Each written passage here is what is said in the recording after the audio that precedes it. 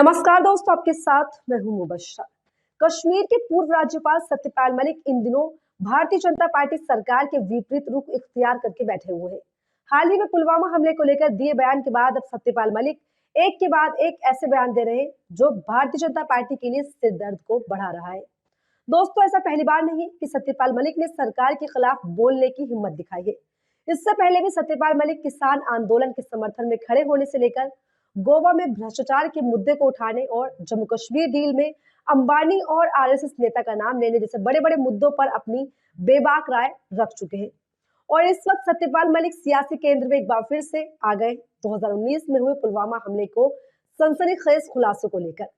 दोस्तों, सत्यपाल मलिक पहली बार इस तेवर में नजर नहीं आ रहे, बल्कि धारा के विपरीत चलने की अपनी पुरानी छवि को ही वो एक बार फिर से दोहराते हुए नजर आ रहे हैं। लोहिया के समाजवाद से प्रभावित होकर बतौर छात्र नेता के रूप में राजनीतिक सफर शुरू करने वाले सत्यपाल मलिक को खरी खरी कहने की पुरानी आदत है।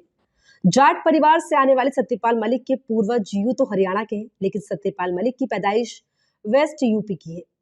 सत्यपाल का जन्म बागपत के गांव हिसावदा में 24 जुलाई 1946 को हुआ था।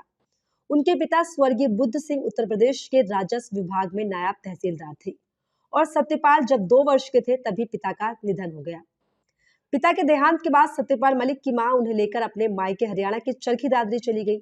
ननिहाल में ही इनकी कक्षा 4 तक की शिक्षा हुई थी और फिर बाद में यूपी के बागपत लौट आए और ढिकोली गांव के इंटर कॉलेज से माध्यमिक शिक्षा पूरी की और मेरठ कॉलेज में पहुंचे, जहां उन्होंने सियासत में कदम रखा। 1968 में मेरठ कॉलेज के छात्र संघ के अध्यक्ष चुने गए। 70 के दशक में कांग्रेस विरोध की बुनियाद पर यूपी में नई ताकत बनकर उभर रहे चौधरी चरण सिंह का सत्यपाल मलिक ने साथ पकड़ा। तेज तर्रार और बिना लाग लपेट के अपनी बात कहने वाले सत्यपाल मलिक ने पूर्व पीएम चौधरी चरण सिंह के सानिध्य में अपना आकर सियासत की नई ऊंचाइयां दी।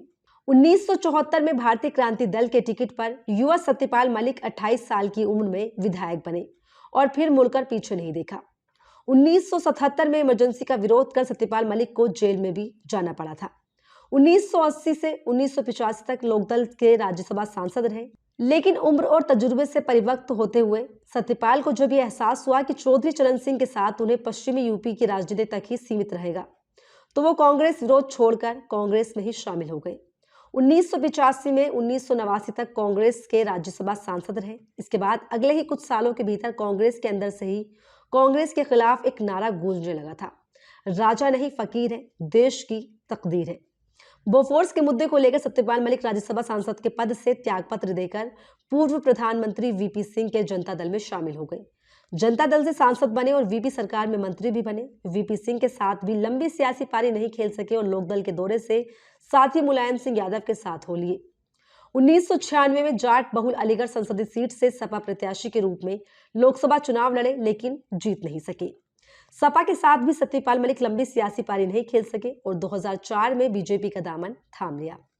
अपने सियासी गुरु चौधरी चरण सिंह के ही पुत्र चौधरी अजीत सिंह के खिलाफ बागपत से चुनाव लड़े, पर हार का सामना करना पड़ा, लेकिन बीजेपी ने उन्हें अपने साथ बनाए रखा और 2012-13 में पार्टी के राष्ट्रीय उपाध्यक्ष बने। 2014 में मोदी सरकार आने के बाद उन्हें 2017 में पहले बिहार का राज्यपाल बनाया गया और फिर वो जम्मू कश्मीर के राज्यपाल बने। सत्यपाल मलिक 23 अगस्त 2018 से अक्टूबर 2019 में जम्मू और कश्मीर के राज्यपाल रहे। उन्होंने जम्मू और कश्मीर से अनुच्छेद 370 और 35 को हटाने में अहम भूमिका निभाई। सत्यपाल मलिक 3 नवंबर 2019 में गोवा के राज्यपाल बने, लेकिन बहुत दिन नहीं रह सके। इसके बाद सत्यपाल मलिक मेघालय के राज्यपाल भी रहे और 2019 के पुलवामा हमले के समय सत्यपाल मलिक कश्मीर के राज्यपाल रहे थे। इसके बाद पुलवामा हमले को लेकर सत्यपाल मलिक ने मोदी सरकार के खिलाफ सनसनीखेज खुलासे किए, जिसके बाद एक बार फिर से सत्यपाल मलिक अपनी बेबाकी के चलते चर्चा में आ गए। सत्यपाल मलिक के खुलकर बीजेपी सरकार के खिलाफ आक्रामक रुख ने सियासी तपिश को बढ़ा दिया है।